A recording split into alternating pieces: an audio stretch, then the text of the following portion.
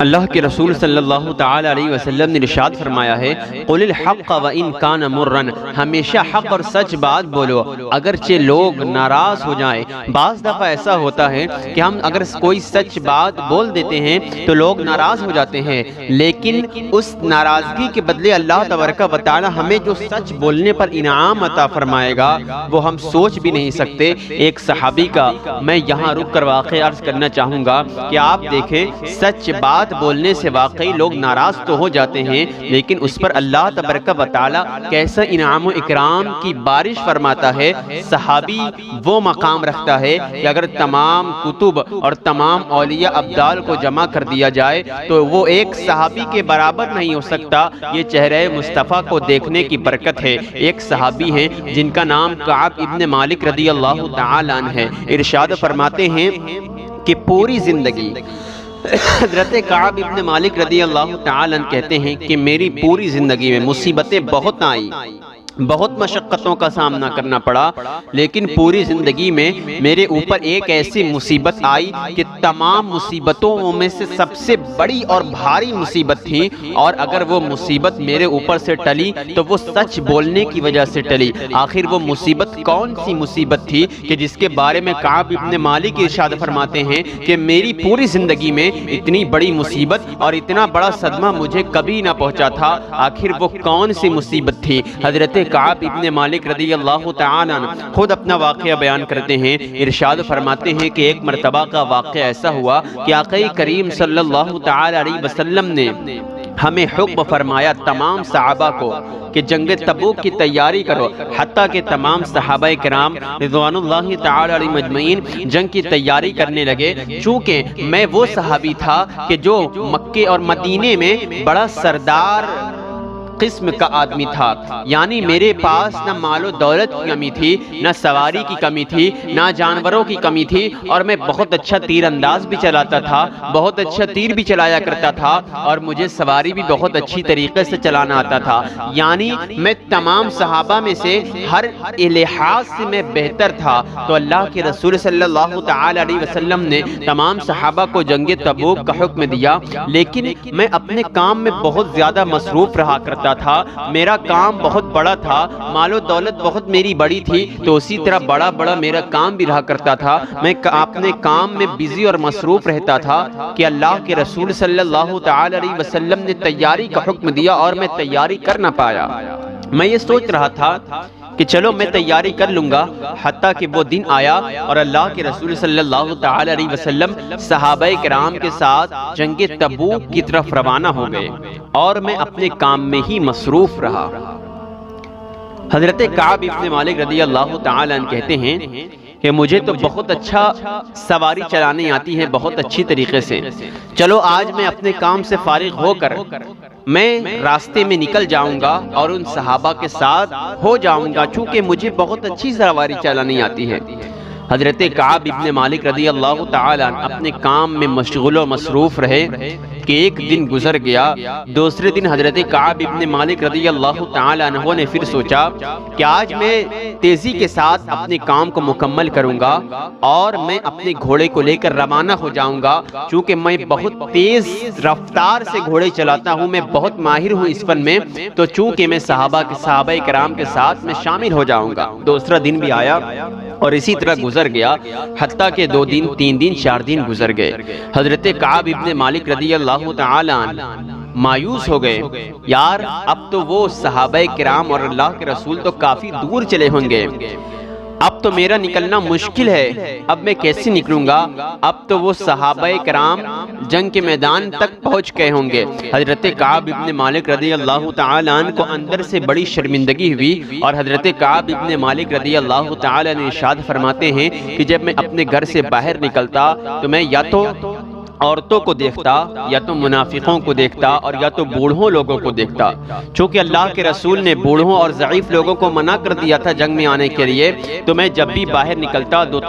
چار بوڑھے مجھے نظر آتے، اور منافقین تو ایسے ہی منافق ہیں، اندر سے کچھ ہے اور باہر سے کچھ ہے، وہ ایسے ہی جنگ میں شامل نہ ہوئے، اور عورتیں چونکہ وہ جنگ میں شامل نہیں ہو سکتی، تو میں اپنے آپ کو سمجھتا تھا یار میں وہ کیسا انسان ہوں، نہ ہی تو میں بوڑھا اور ضعیف ہوں، اور نہ ہی تو رب کعبہ کی قسم میں منافق ہوں اور نہ ہی تو میں عورتوں میں سے ہوں، آخر میں کیوں اس جنگ میں اللہ کے رسول کے ساتھ کیوں نہیں گیا؟ حضرت کعب ابن مالک کہتے ہیں کہ میں بڑا ہی شرمندگی محسوس کرتا تھا کہ اللہ کے رسول صلی اللہ تعالی علیہ وسلم اور صحابہ کرام جنگ سے فارغ ہو کر واپس آنے کی تیاری کرنے لگے، اتنا دن گزر گیا۔ اور اللہ کے رسول صلی اللہ تعالی علیہ وسلم کا یہ طریقہ ہوا کرتا تھا کہ جب بھی باہر سے مدینے آتے تو پہلے مسجد نبوی میں آرام کرتے اور تمام صحابہ کرام آپ سے آ کر ملتے، مسجد نبوی میں اللہ کے رسول بیٹھتے اور تمام صحابہ کرام سے ملاقات کر کے تب اپنے گھر کی طرف روانہ ہو جاتے۔ روز کی طرح اسی طرح اللہ کے رسول صلی اللہ تعالی علیہ وسلم جنگ سے واپس آئے اور مسجد نبوی میں آ کر بیٹھے، تمام صحابہ کرام آتے گئے اور ملاقات کرتے گئے۔ چونکہ منافقین آئے اللہ کے رسول کے پاس اور انہوں نے کچھ بہانہ بنایا اور اللہ کے رسول نے ان کے لیے مغفرت کی دعا کی اور واپس وہ منافقین چلے گئے۔ اب کعب ابن مالک رضی اللہ تعالیٰ عنہ کہتے ہیں کہ اب میں اللہ کے رسول صلی اللہ تعالیٰ علیہ وسلم کے سامنے کیا کہوں گا،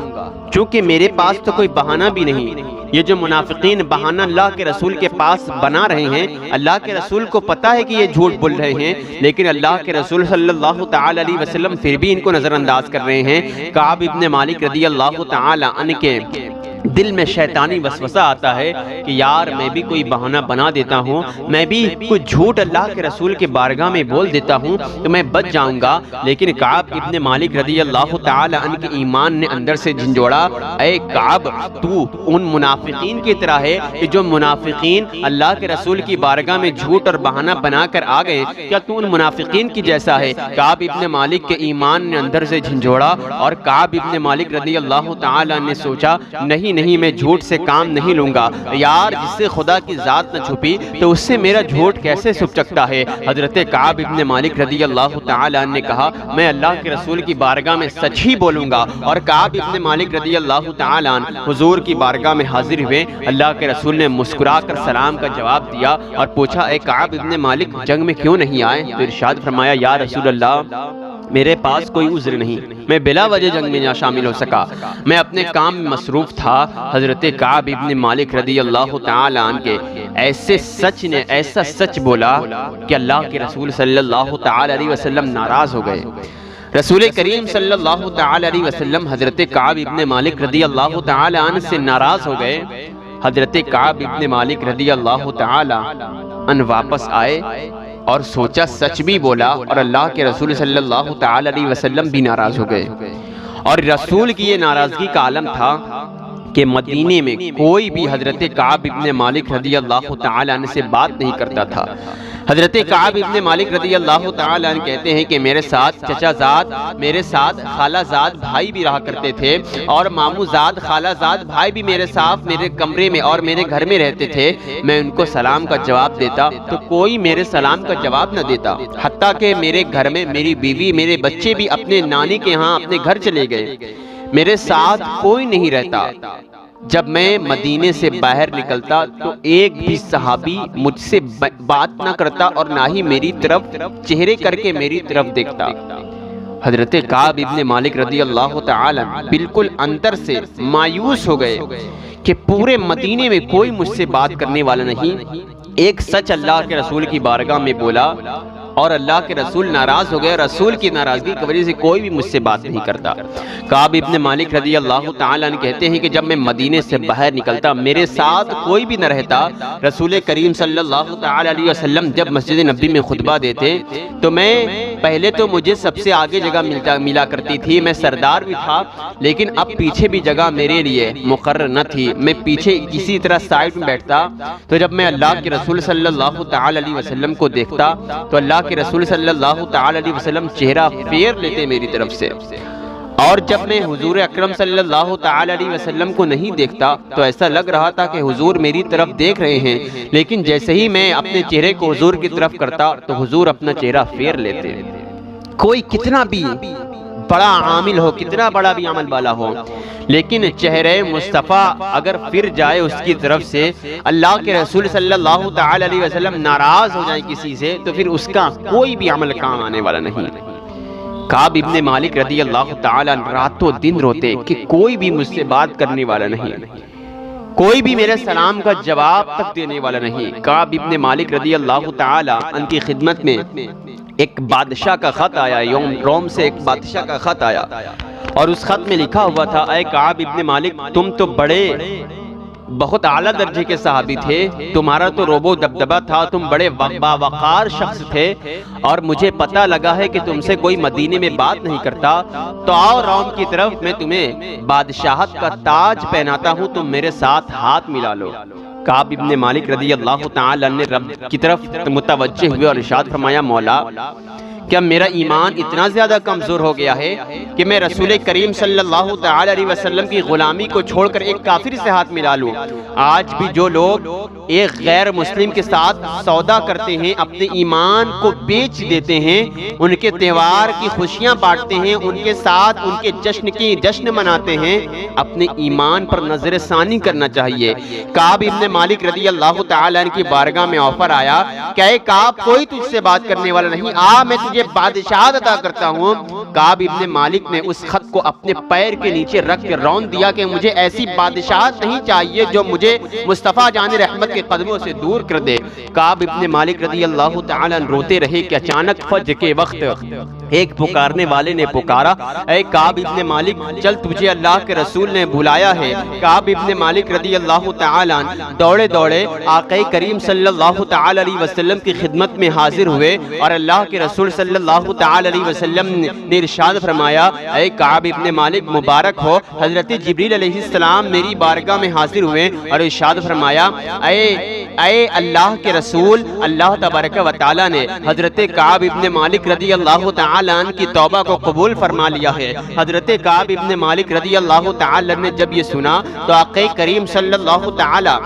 علیہ وسلم کے قدموں میں گر کر معافی مانگی، اور ایسا تاریخی جملہ ارشاد فرمایا، حضرت کعب بن مالک نے کہا، یا رسول اللہ، میرا وہ مال، میرا وہ کام جو آپ کے قدموں سے دور کر دے، مجھے ایسے مال کی کوئی ضرورت نہیں یا رسول اللہ، مجھے ایسے کام کی کوئی ضرورت نہیں جو آپ سے دور کر دے۔ سینے سے لپٹ کر حضرت کعب ابن مالک روتے رہے اور کہتے رہے، یا رسول اللہ، مجھے ایسے مال و کام کی کوئی ضرورت نہیں جو آپ سے دور کر دے، یا رسول اللہ، میں تمام ایسے مال اور ایسے کام کو ٹھوکر مانتا ہوں۔ آج ہمیں بھی ایسا مزاج بنانا چاہیے کہ اگر کوئی رسول کی ناراضگی کا وہ کام اگر بنے تو ہم اس کام کو اپنے قدموں کے نیچے رنگے، وہ ہاتھ، وہ کام، وہ چیز جو رسول کی محبت میں خلل ڈالے، ہمیں اس کام سے بچنا چاہیے۔ ہمیں بھی یہ مزاج بنانا چاہیے، ہمیں بھی یہ اپنا وعدہ کرنا چاہیے کہ آقا کریم صلی اللہ تعالی علیہ وسلم کی محبت کے آڑے اگر کوئی شے آتی ہے تو یا رسول اللہ،